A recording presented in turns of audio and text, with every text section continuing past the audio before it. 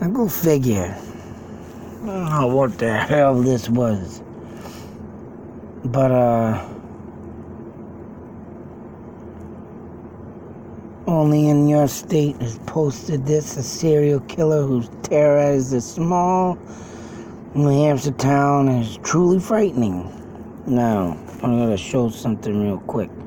When I got this email,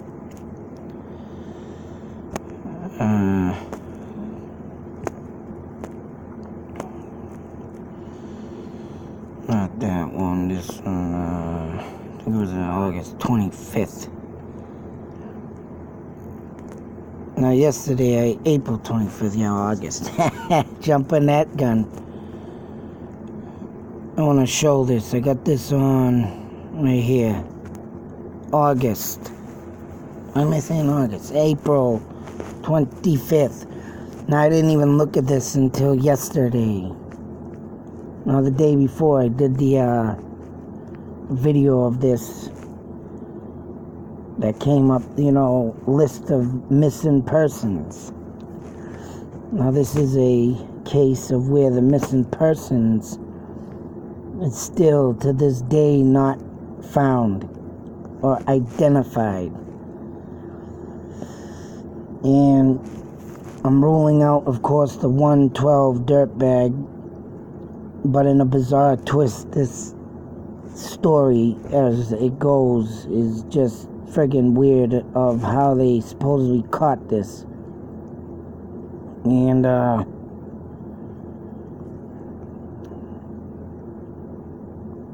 Allenstown is a sleepy haven in Merrimack County with just 4,300 residents. It's not the kind of town that's usually in the news. Well, never underestimate small towns. I love how people come up with that all the time, and I say it all the time, and I'll continue to say it all the time till the day I die. Oh man, I can't believe this is happening in my town. You know what? Get real. You know how much stuff that's hidden in secrecy in small towns that ain't even, in history yet? Yeah. Never underestimate anything in a small town, boy. Just like where I lived in Ayer, Massachusetts. 2 friggin' murders. And just the other day, home invasion. No, last week. Not the other day, but last week, there was a home invasion. Right across the public library and right next to the goddamn Ayer, Mass courthouse. Almost shit myself when I saw that story. Right next door to the courthouse. Now, when you got someone coming into town at broad daylight and do a home invasion near a frickin' courthouse. I don't think it was broad daylight. It might have been at night. But still, near the courthouse. It only goes to show sick people that run the earth. And you know what the problem is these days? Not enough hammered down by the law. No, there ain't not enough evidence. You got to let them people go. Even though they were there, even though, say so, like, the mothers killing their babies, there's no evidence. But they were there. They were the last ones with their children. So just let them off, because there's not enough evidence to seclude the story. And sick. And that's where people just get off to think, you know what? Prove it is right. Prove it. One moment. Okay.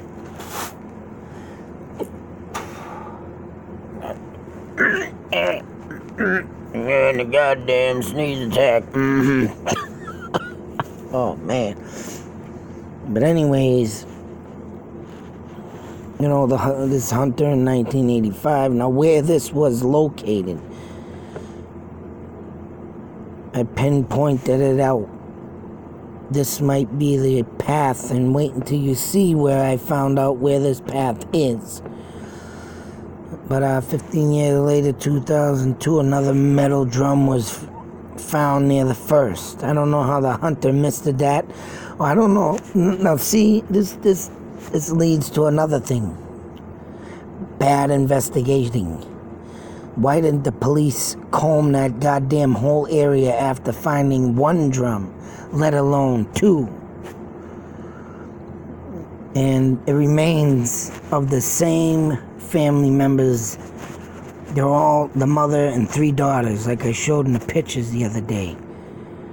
And to find another barrel, and that was 1985, 2000, Jesus Christ. You know, that's like friggin' 30-something years, say so, or 25 years, or whatever the hell it is. It's like, hello? Why in the hell wouldn't they comb that whole goddamn area to find anything else or more evidence? No, they wait until 15 years later. I'm going to say 20, 25 years. It's right there in front of my face, you moron. But 15 years later, and then they find another drum. Why did it, see, it just gets me that when investigating like that does not get, pushed. That's why cases stay cold if they do stuff like this. 15 years later, finding another drum. If I was an investigator, I'd say, get this whole frickin' area covered now. I want to be searched in and out. I don't care. There could be damn more barrels of drums down there. Cover this whole goddamn area. I'd have a whole friggin' crew just searching for more drums through the whole area, not just that, but like I say, stuff like this near the first, it was near the first, so they didn't maybe say so 100, 300, 400 yards, 1,000 yards, whatever the case may be. They didn't do a good search in that area, sorry. Not trying to bust law enforcement's balls, but sometimes you get the lazy ones that don't want to friggin' do nothing. But anyways, it goes on to say, in 2017, a new development in the case, all because family members came forth and saw the description of their son, or cousin, or aunt, uncle, whatever, resident Denise Bolden. This is supposedly maybe the woman, because they're still unidentified. They say they're still let me show. Not know the identities of the 4 murdered women. Now they're calling them women, but they will always remember their tragic story. And this is bizarre. This is friggin' who had been missing since 1981, was connected to the Bear Brook murders. I don't know if this is the goddamn... Now, this is where it's just, what the hell moment? What the fuck is this? She was connected to the Bear Brook murder. She had last been seen with her boyfriend, Robert Evans, who was determined to be the father of one child, unrelated to the woman found at Bear Brook, alright. Evans had died in prison in 2010 after murdering his wife, but authorities knew that his name was presumed, as his real identity had not been found. Alright, so this woman, I guess, was his wife. Murdered her.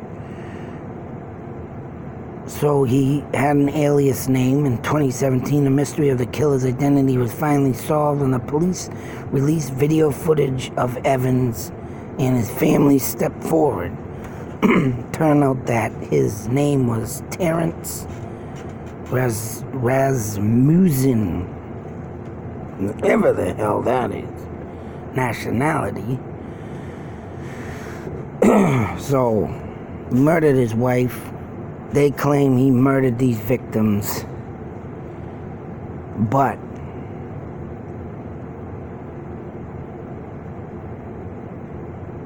was finally solved when police released the video of Evans. So they're claiming this Evans guy was the... Now, did they take DNA from the body and held it? And whatever they did with the bodies that were murdered, to see if there was any maybe skin underneath the fingernails, say so, or any of it. There's nothing on that. No, forensics done. Could have been something, maybe something that was stored in that freaking canister that could have led to something, but nothing solved on that.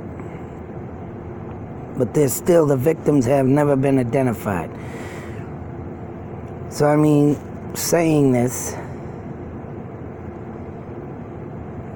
they have no leads despite releasing several composite images of their suspect appearance over the years. So, I mean, all in all, that just sounds like, he murdered someone, but did he murder these people? The case hasn't been friggin' solved. All they solved was, he murdered his wife, and they found out he had an alias name. But don't say it for friggin', hey, Ozzy Osbourne! Don't say nothing about him and what he did. Now, I'm gonna go over here. Now this is, as you can see, 22 Edgewood Drive. Now this is the state forest that they claim that the bodies are found in, near 22 Edgewood Drive. Like I said, they gave an address. I think I showed it in my other video. And as you can clearly see, there's a little path that runs all the way along here. And boom, right near 22 Edgewood. So supposedly this person, and as you can see in the, if that was the actual road in the other picture that I showed in the article, and it was gated off, that means, yeah, it wasn't gated off. This could be the beginning of it coming off the road. And looks like it could be driven down, is right. State park reasons, but all in all, I think the bodies were found right in here, of course. So that person went all the way in them woods. Now, whether or not this area was back, say so, in the 80s, if this, housing development even existed. I mean, well, there you go. What was it? It is a big area, wooded area. Like I said, I got one little driving path down. So, I mean, Ted?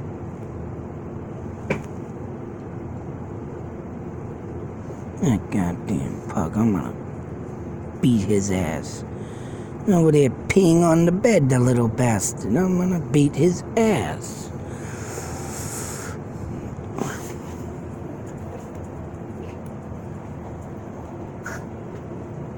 Anyway, so lo and behold, this is the area. Like I said, whether or not this housing development was made back in that time era, that means this guy was close to friggin', who knows if he was close to home. But like I say, it might have been this guy, but still, you can't rule out. Like I did say, that rule out the 112 dirtbag, but you know what? Thinking on this, and they just gave an insanely weird ass, is the suspect, but it ain't ruled out yet. Anything's possible. 112 dirtbag, possible, but I mean, this guy, and I'm calling him a freaking serial killer. It's like it shows them other women who were stabbed. I mean, this guy could have been, doing more things than just wanting to get publicity. He wanted to thrive more on different killings. I mean, he wants the publicity, of course. But I mean, he wants to thrive on different killings, too. How much stuff he can get away with, how much he looks into this. And it's just like, wow, what is really going on with this friggin' crap, you know? But, anyways, I just wanted to update that story. Very, very, very... to me, it's still open case. There could be anybody. They could blame this guy, but I only seen him killing his wife. If he had any access to this stuff, it's like, did it just because he had an alias and killed his wife, and he was in the same time zone as this crap. Well, I don't know.